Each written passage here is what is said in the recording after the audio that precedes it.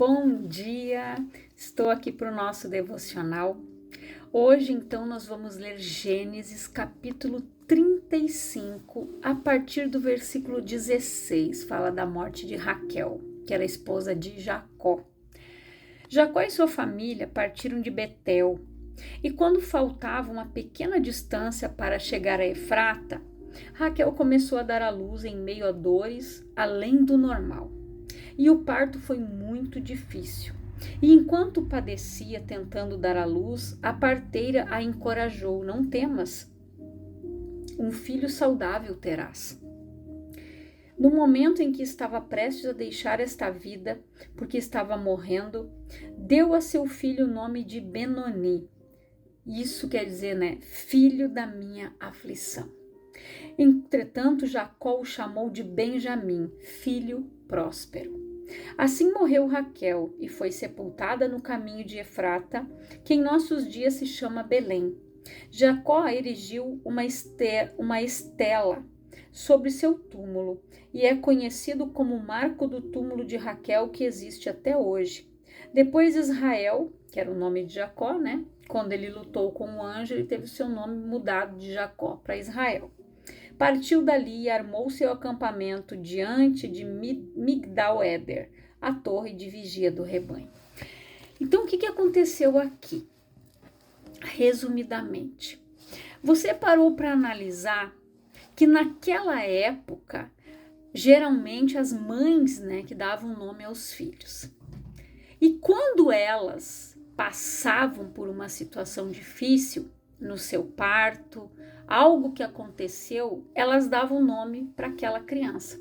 Se você ler os capítulos anteriores, aonde fala sobre Lia e Raquel, todas as vezes que Lia teve filhos, cada vez que uma das concubinas, teve filhos, elas davam um nome com um significado para aquela situação em que elas estavam vivendo. Então, para você ver que aqui, quando ela estava morrendo, porque ela teve dores além do normal, foi um parto muito difícil, naquela época não tinha cesariana, a gente não sabe se a criança estava sentada, como ela estava atravessada, mas enfim, o menino nasceu. Mas diante daquela aflição, ela deu aquele nome para o filho. Mas Jacó mudou isso, aonde ela disse: filho da minha aflição. Entretanto, Jacó o chamou de Benjamim, filho próspero. Então, gente, são situações que aconteceram aqui e também o porquê.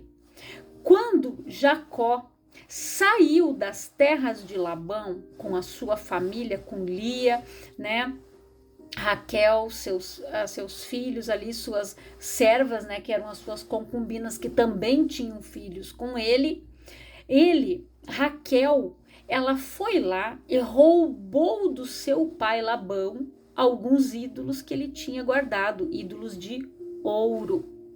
E Labão sentiu falta disso e foi atrás, porque eles aproveitaram o momento em que Labão tinha saído ali da propriedade e saíram, porque Labão não queria que eles saíssem de lá.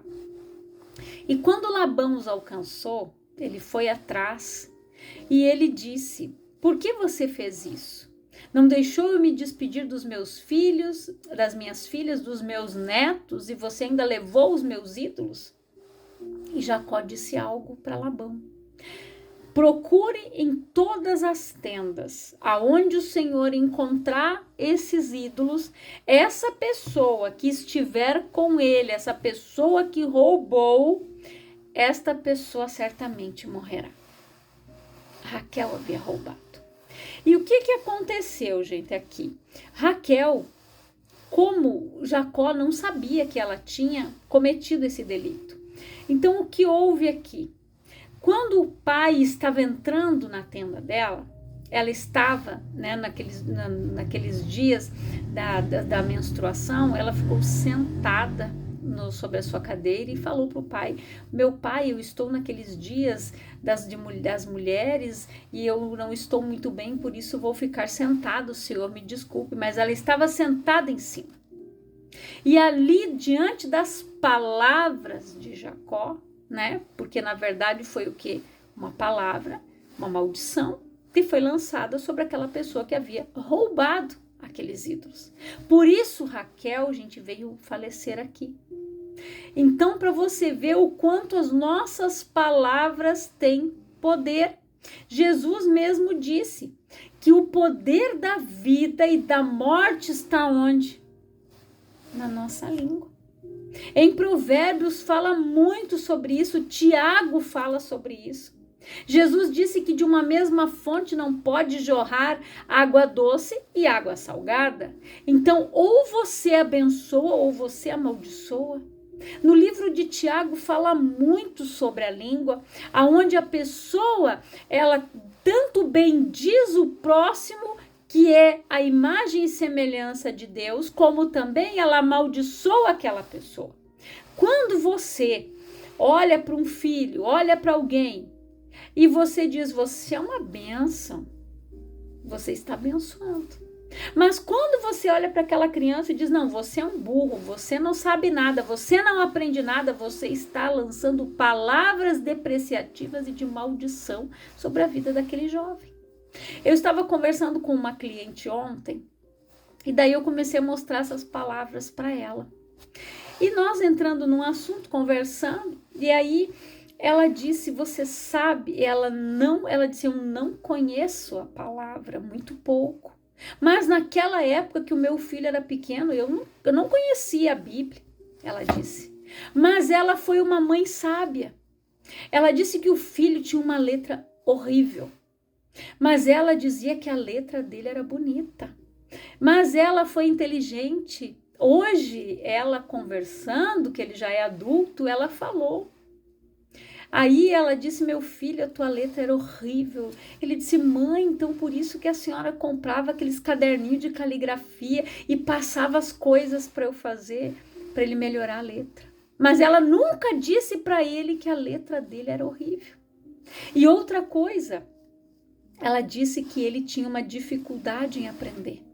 Ela nunca chamou ele de burro. Ela disse que ele era muito inteligente. E ele, gente, por incrível que pareça, pelas palavras daquela mãe, ele não estudava para a prova. E ele tirava sempre nota boa. Por quê? Porque aquela mãe, ela declarou que ele era inteligente. Então isso é o que falta para nós muitas vezes. Por que que a palavra diz que o meu justo vive pela fé, gente? E se ele recuar, a minha alma não tem prazer nele. Porque nós precisamos perseverar nas nossas orações, naquilo que nós declaramos. Você não pode olhar para a situação e falar o que você está vendo com os teus olhos naturais. Você precisa falar mediante a tua fé.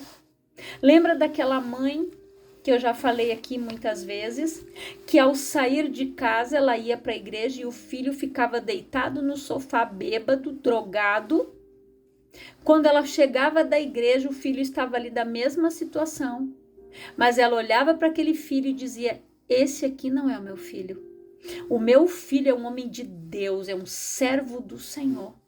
Aquele jovem se converteu, a palavra diz que Deus faz mais do que pedimos ou pensamos, ele se tornou um pastor, um pregador do evangelho. Então, para você ver o que Deus faz mediante a nossa fé, mediante as palavras que saem da nossa boca e as consequências das nossas escolhas erradas, dos nossos erros. Quase que Benjamim sofreu com a consequência do nome que a mãe havia lhe dado. Lembra que eu já falei aqui sobre Jabes, que foi a mesma coisa, que a mãe teve ele com muitas aflições, o nome dele significava isso, e ele fez o quê? Ele orou ao Senhor e Deus mudou a situação dele. Então, isso é o que nos falta, é mudar a situação da nossa vida. A situação que nós vivenciamos, que nós vivemos, isso só Deus pode mudar, mediante a nossa fé.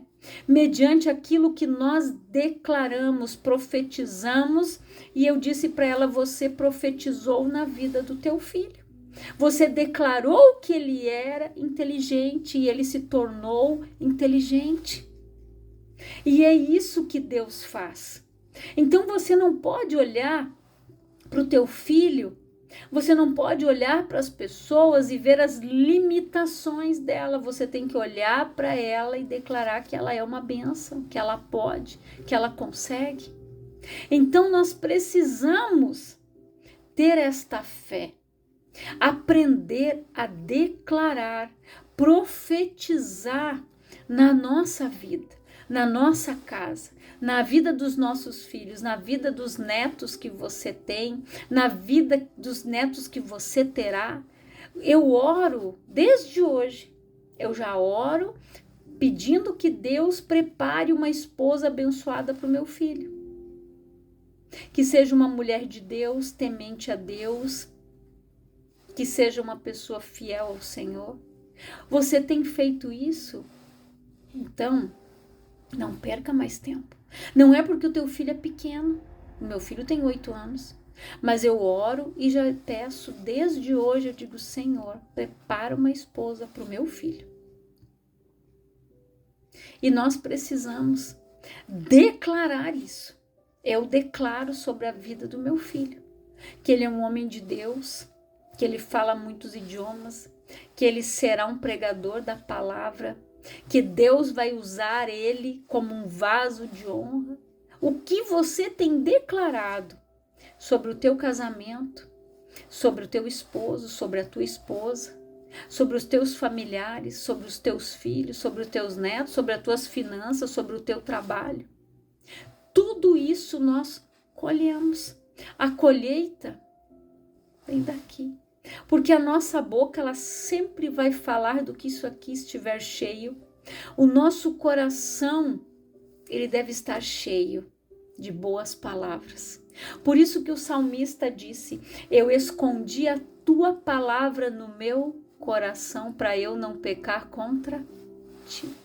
Porque nós pecamos com a nossa boca. Porque o povo de Israel, quando saiu do Egito, o tempo inteiro eles murmuraram.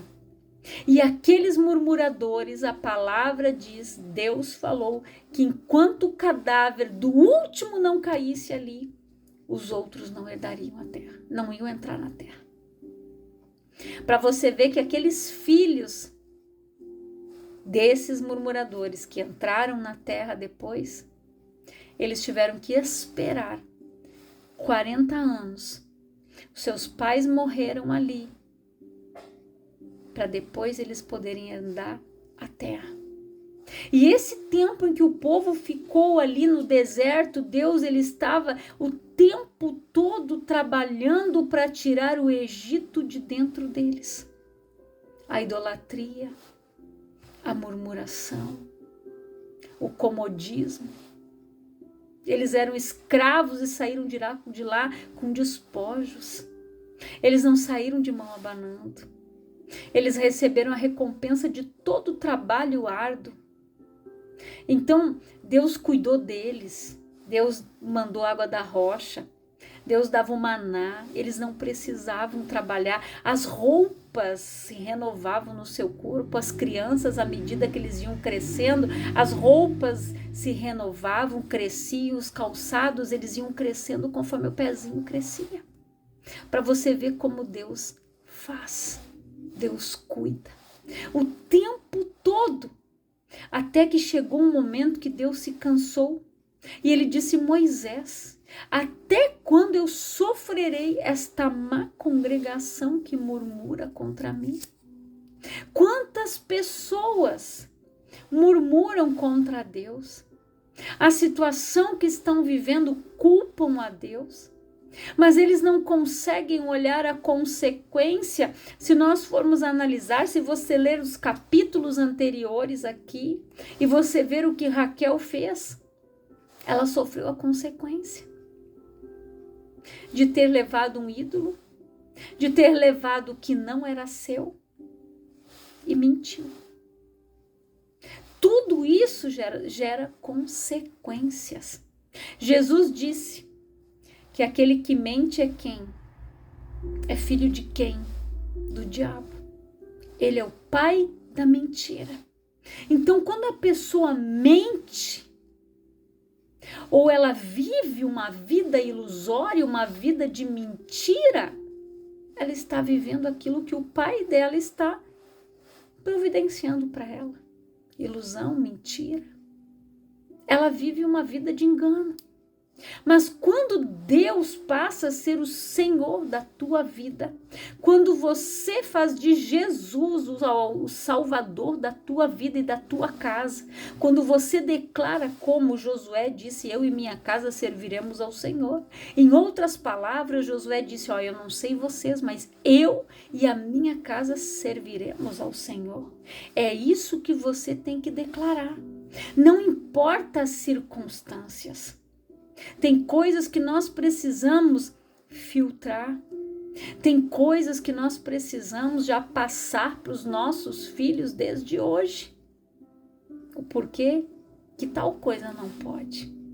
A consequência disso aqui. Eu não posso só dizer um não para a criança. Eu preciso explicar para ela o porquê daquele não. Porque é o que Deus faz conosco.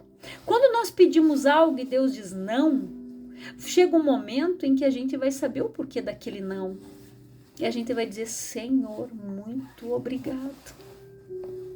No momento, às vezes a gente fica, frustrado. Pois é, eu queria tanto, mas Deus disse, não, isso não é para você. Porque Deus, gente, Ele sabe lá na frente.